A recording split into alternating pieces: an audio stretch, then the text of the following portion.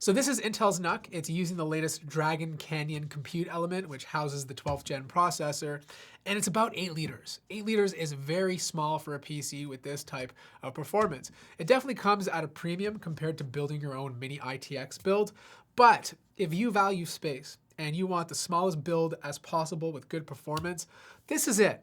Now, they didn't change the design this year. If you looked at last year's Intel Beast Canyon NUC, it looks identical. It's the same chassis, same case, same components. It's pretty much the same build. In fact, I have it right here to show you the differences.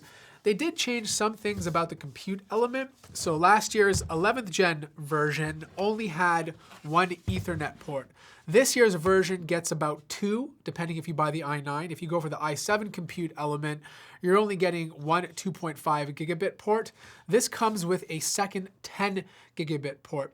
Now, this is a big deal for someone like me who's constantly creating and gaming. Like, I'll have my NAS, which has a 10 gigabit connection directly connected to this, and then my 2.5 gigabit port will be used to connect to the internet. Besides that, everything else is very similar. Same amount of USB ports, HDMI to connect to the integrated GPU. You have 2 Thunderbolt 4 ports, 2 more USB ports.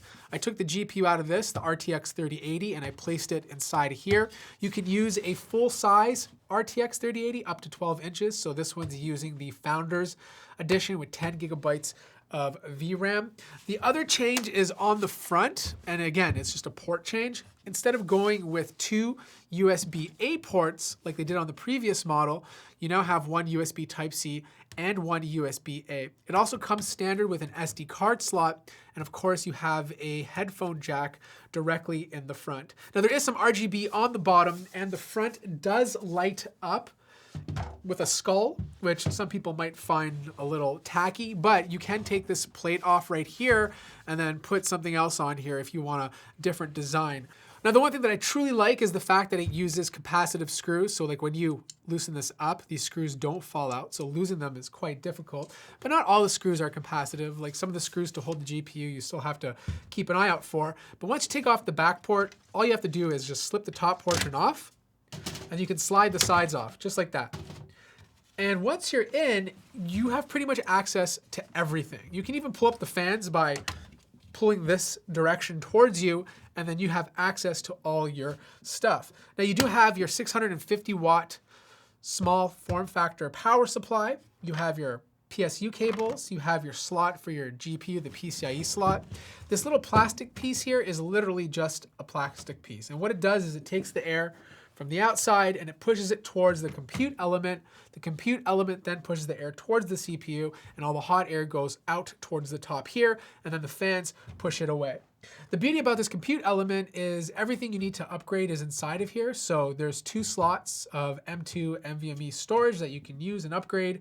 You have your CPU, which is not upgradable, and you have 2 slots for your RAM. So it is using SODIMM memory, so the same stuff you'd find in a laptop. So the most RAM that this thing could take is up to 64 gigabytes. The cool thing, though, is that there's a 3rd slot on the bottom if you want to add a 3rd drive for some extra storage. So this is what an 8-liter case looks like. And just for comparison's sake, this is the NZXT H1, which is 10 liters. Just 2 liters more makes it significantly thicker and longer than an 8-liter case. Now, a lot of you might be used to the NR200, which is from Coolmaster, a very, very popular small form factor PC case. That's 18 liters. That's more than double the size of this. Now, this is more expensive than building your own PC. Like this, just for the Intel NUC and the compute element, you're looking at about $1,450. That's the i9 model. A little bit cheaper if you decide to go with the i7. I like the i9 better because it comes with 2 Ethernet ports instead of 1, and obviously it's a faster CPU. But by the time you add the RAM, 1 drive, and an RTX 3080 inside of here, you're looking at about $3,070.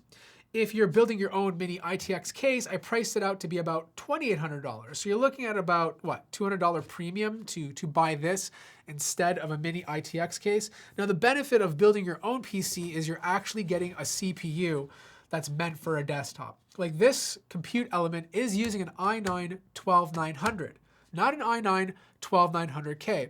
And the biggest difference is the clock speeds. It doesn't boost up as high as It's about 100 megahertz less, and it only performs at 65 watts compared to 125 watts.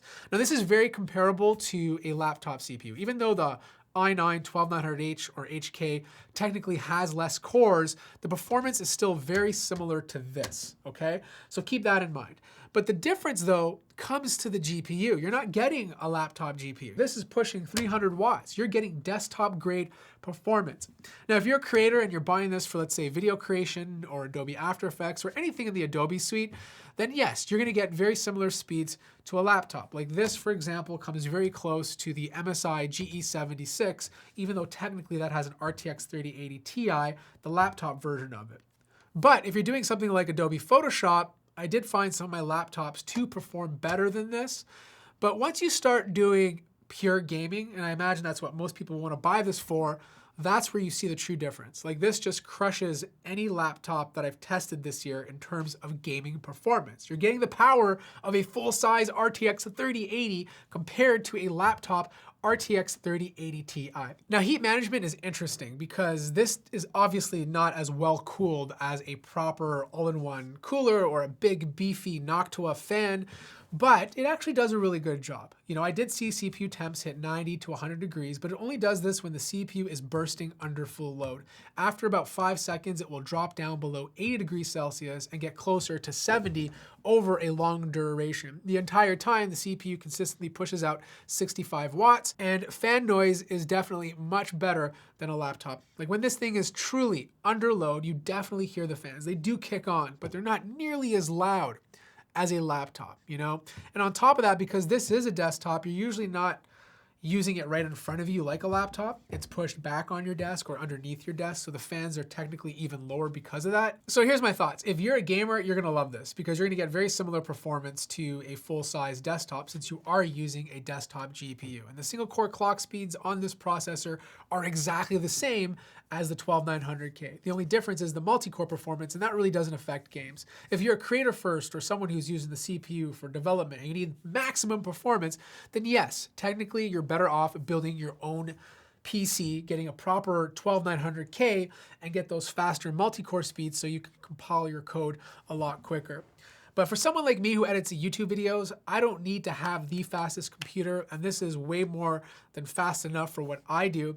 And the fact that it games just like a normal desktop would is perfect. So for my office use, this size, this look and feel is fantastic. If you have any more questions about this guy, let me know in the comment section down below. Like the video if you liked it, subscribe if you haven't already, and I'll see you guys in the next one.